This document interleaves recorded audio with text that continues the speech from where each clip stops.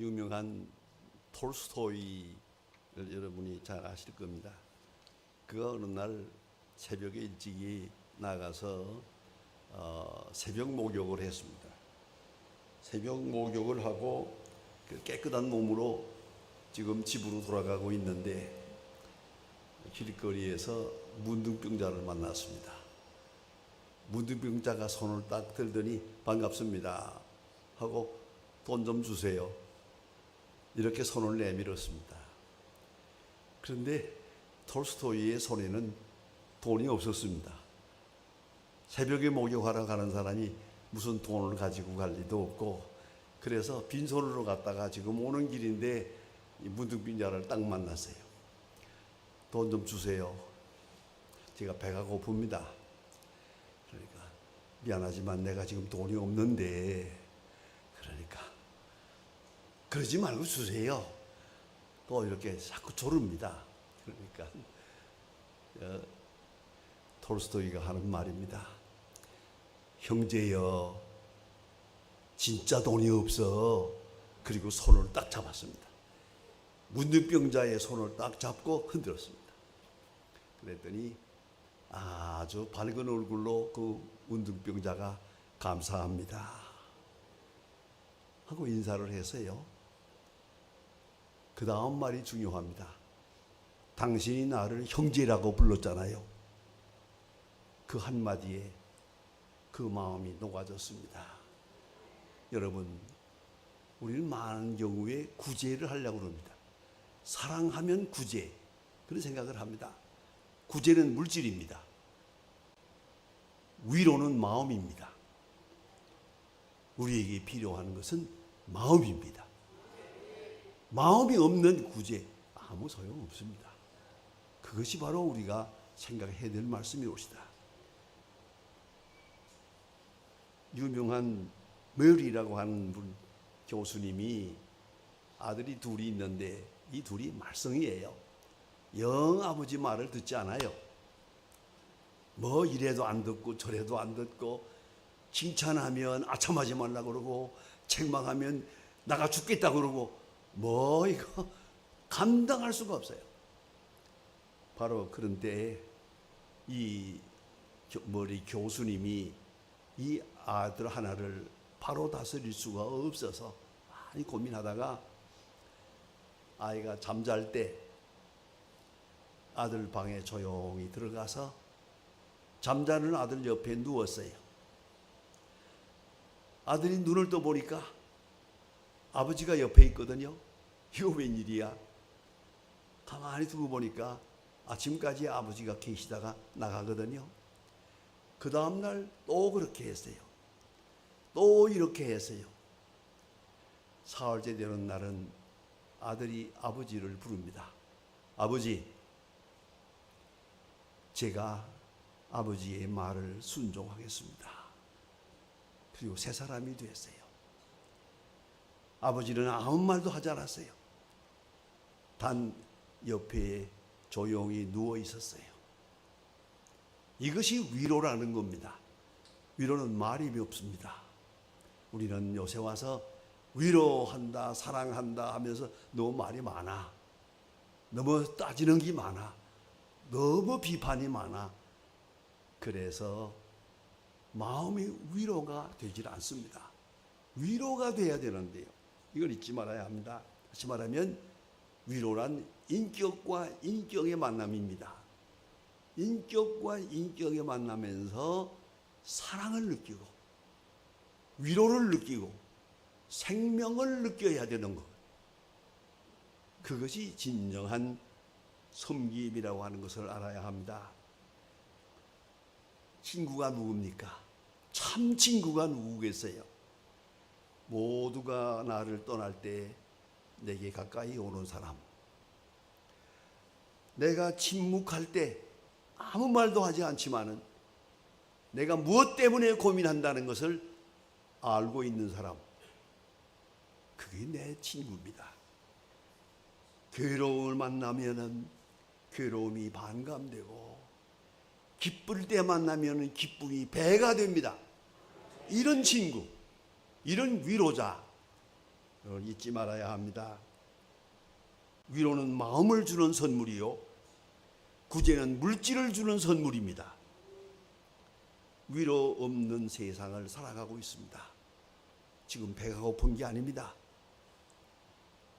당장 문제가 없는 듯 하나 마음속에는 깊은 고민에 빠져 있습니다. 특별히 젊은이들이 지금 위로를 얻지 못합니다. 심지어는 친구를 만나도 얘 친구가 아닙니다. 부모님을 대해도 심지어는 이런 말까지 합니다. 이럴 바에는 왜 나를 낳아주었어? 그 유명한 유행가 가사가 있잖아요. 비 오는 날 밤에 어머니 왜 나를 낳았나요? 위로가 없으면 나를 낳아주었다는 것 그것까지도 고맙지 않아요. 돈을 주어도 반갑지 않아요. 뭘 해준다. 아니, 그게 아니에요. 진정한 위로를 바라고 있는 거예요. 이것을 우리가 알아야 합니다. 하나님은 위로의 하나님입니다. 그래서 우리 마음속에 오셔서 우리 깊은 곳에서 만나 주십니다. 그것이 바로 십자가의 역사가 아니겠어요? 하늘나라에서 만나 주는 게 아니고 땅에 오셔서 만나 주시는 거예요. 병자를 여기서 불러내는 게 아니고 병자의 그 현장에서 만나 주시는 것이 하나님의 위로의 속성입니다. 이걸 잊지 말아야 합니다. 우리는 전부가 다 개인 자신이 주가 되고 개인주의에 빠져서 고독에 빠져가지고 누가 말해서가 아니에요. 스스로 고독합니다. 위로가 없습니다. 위로받을 수 있는 여건이 전혀 아닙니다. 모두가 다 고독해요. 왜 사는지를 모를 정도로 고독에 시달리고 있습니다. 그러면 이 사람을 위로할 자가 누구입니까? 오늘 성경은 말합니다. 하나님은 위로의 하나님이라고. 위로의 하나님. 그래서 위로만이 해결의 길이요, 하나님이 우리를 만나주시는 채널이라고 하는 것을 알아야 합니다. 그리고 그는 능력이 있습니다. 그는 지혜가 있습니다. 그리고 사랑이 있습니다. 그리고 그 사랑의 깊은 곳에는 위로가 있습니다. 이것이 성경적 진리입니다. 그래 오늘 성경 말씀에도 계속해서 말합니다. 환난 중에 위로하신다. 환난 중에 위로하신다. 여러분, 혹 누구를 만나 위로해 본 일이 있습니까? 환난이 아니고 절대 위로가 통하지 않습니다. 여러분, 건강하세요? 혹 병자를 방문해 본 일이 있습니까? 병원에 가서 병자를 만나가지고, 저는 한평생 목사이기 때문에 이런 일을 많이 경험해 왔습니다. 가서 환자를 보면서 정말로 할 말이 없습니다. 내가 건강한 사람으로서 아픈 사람에게 많이 아프세요? 그러면은 그래요 하는 사람 많지 않아요. 그래서요? 어쩌란 얘기요? 나는 아프고 당신은 건강한데 건강한 당신이 나에게 무슨 말로 위로하겠느냐 하는 거예요. 사실입니다. 그건 누군가에 안 됩니다. 건강한 사람이 병든 사람 위로가 안 됩니다. 누가 위로가 되느냐? 바로 그 옆에 있는 환자입니다. 내가 다리 하나가 부러져 가지고 고생하는데 그 사람은 다리 둘 부러졌어요. 그 옆에 누워 있으면 내가 위로가 돼요. 이것이 마음이에요. 이거 알아야 됩니다. 건강한 사람이 병든 사람을 위로할 수 없어요. 심지어는 부모라도 위로가 안 되고 자녀라도 위로가 안 됩니다. 오직 환난에 동참해야만 됩니다. 그 십자가의 원리입니다. 그래서 높은 보좌를 오시고 이 땅에 오셔서 십자가를 지신 겁니다. 그렇지 않고는 불가능하니까 말입니다. 여기 조금 건너가면은 을지로에 중앙의료원이라고 있습니다. 중앙의료원에 특별한 환자가 한 분 있었습니다. 제 신학대학에서 제 제자인데 황 목사님이라고 하는 분이 병원에 입원했습니다. 수술이 잘못돼 가지고 1년 동안 입원했습니다. 배 수술을 3번 받았습니다. 이렇게 하다가 마지막에 죽었어요. 죽어서 냉장고에 갖다가 넣었다가 내일 아침에 장례식을 해야겠다 해서 냉장고에다가 넣으려고 하는데 냉장고가 꽉 찼어요. 넣을 수가 없어요.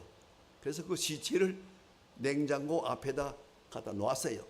놓고서 하룻밤을 지내고 내일 한 시체가 나가면 냉장고에 이걸 넣어야겠다 하고 갖다 놓았는데 아침에 가서 냉장고에 넣으려고 보니까 살아났어요. 황 목사님이 살아났어요. 1년 동안 병원에 있던 분이에요. 그리고 죽어서 냉장고 앞에까지 갔던 사람이에요. 이렇게 생명을 얻었는데 내가 뭘 해야 될까? 그래서 목사가 됐어요. 목사가 돼도 내가 누구에게 전할까? 환자에게 전해야지. 내가 오랫동안 환자로 있었기 때문에 환자의 심정을 알지. 그래 환자에게 전해야겠다 해서 환자에게 복음을 의료 선교를 하는데 의료 선교협회 회장까지 했습니다. 아주 의료 선교에는 권위자입니다. 환자가 있어요. 아이고 아파 죽겠어요. 나 이거 한 달 동안 병원에 입원했는데 나는 1년 동안이요. 나는 지금 아파 죽겠는데요. 그럼 나는 냉장고까지 갔다 와서 아무도 할 말이 없어요. 아주 성공적으로 의료 선교를 하다 좀 일찍 세상을 갔습니다마는 여러분 참 위로자가 누굽니까? 비판하는 사람이 아니에요. 설명하는 사람이 아니에요. 말하는 사람이 아니에요. 옆에서 가만히 서서 눈물을 흘리는 사람이에요. 참 위로자. 요새 젊은이들이 참 고독합니다. 어렵습니다. 사람들이 아주 그냥 속에 반항이 꽉 찼어요. 그대로. 이제 이 젊은이 이 사람들을 위로할 사람이 누굽니까? 오늘 대단히 중요합니다. 고난, 오늘 본문의 성경에 보면은 고난 중에 받는 위로로서 고난당하는 자를 위로하게 하는 것이다. 분명히 말했습니다. 고난 중에 받는 위로로서 고난당하는 자를 위로하게 하기 위한 것이다. 지금 많은 젊은이가 위로를 기다리고 있습니다. 그분이 기다리고 있는 게 학자가 아닙니다. 교수가 아닙니다. 상담자가 아닙니다. 말 없이 내 고난에 동참하는 사람입니다. 하나님 앞에 나를 위해서 기도해 주는 사람입니다. 조용하게. 위로자, 그는 고난당하는 자라야 한다. 그걸 잊지 말아야 합니다. 내가 고난당함이 없이 남을 위로할 수 없습니다. 성경에 보면 사도 바울이 위로자로서 큰 역사를 합니다. 한평생 복음을 위해 살았습니다마는 죄송합니다. 그는 간질병 환자였습니다. 그것 때문에 고생을 많이 했습니다. 갈라디아 4장에 보면 기가 막힌 얘기가 나옵니다. 내가 너희 가운데 있을 때 너의 믿음을 시험할 만한 것이 내 육체에 있으되 너희가 나를 없이 여기지 아니하고 그리스도와 같이 영접했느니라. 감사하게 생각합니다. 이런 시나리오를 생각해 볼 수 있어요.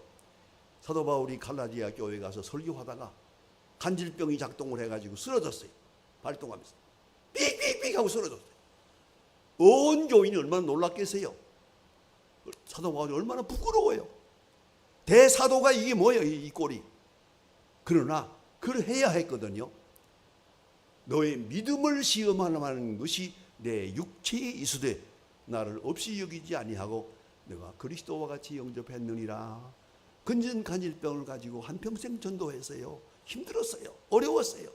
어저께 답답하면 3번 하나님 앞에 특별히 기도했다고 그랬어요. 그러나 주는 말씀하셨어요. 내게 있는 내 은혜가 족하다. My grace is sufficient for you. 너희들에게 있는 내 은혜가 족하다. 사도 바울은 그러한 핸디캡을 가지고 한평생 복음을 전하고 로마에 가서 순교하게 됩니다. 여러분 잊지 말아야 합니다. 위로자, 이거는 참으로 귀한 겁니다. 구제하는 사람은 많아요. 가르치는 교수도 있어요. 선생도 있어요. 상담자도 있어요. 아니, 위로자가 필요합니다. 오늘 마침 이렇게 귀한 직분을 맡게 됩니다. 바라건대는 상담자가 아니요, 오직 위로자가 될 수 있기를 바랍니다. 그래서 사랑을 모르는 자가 사랑을 알고, 인생의 가치를 모르는 자가 가치를 알고, 내가 무엇 때문에 살아야 하는지를 모르는 사람에게 삶의 의미를 함께 할 수 있는 그런 위로자로서의 권사님 되어져서 유명한 권사가 됐으면 합니다. 제가 이름을 내지 않겠습니다만은 한국교회에 유명한 권사님 몇 사람 있습니다. 그 교회가 크게 부흥되었지만은 목사님 때문이 아니고 그 권사님 때문이었어요. 여러분 정말 귀한 권사님, 완전한 위로자. 그만 만나면 행복해져요. 그만 만나면 외롭지 않아요. 그만 만나면 세상이 밝아져요. 그만 만나면 모든 문제가 다 해결되는 걸 느끼게 돼요. 그리고 주님을 만나게 돼요. 주님을 만나는 그 마음으로 권사님의 얼굴을 뵙고 권사님의 얼굴을 통해서 주님의 영광을 볼 수 있는 그런 귀한 권사님 되어주시기를 바랍니다. 꼭 잊지 마세요. 고난 중에 받는 위로로서 고난당하는 자를 위로하게 하기 위한 것이다. 기도하시겠습니다.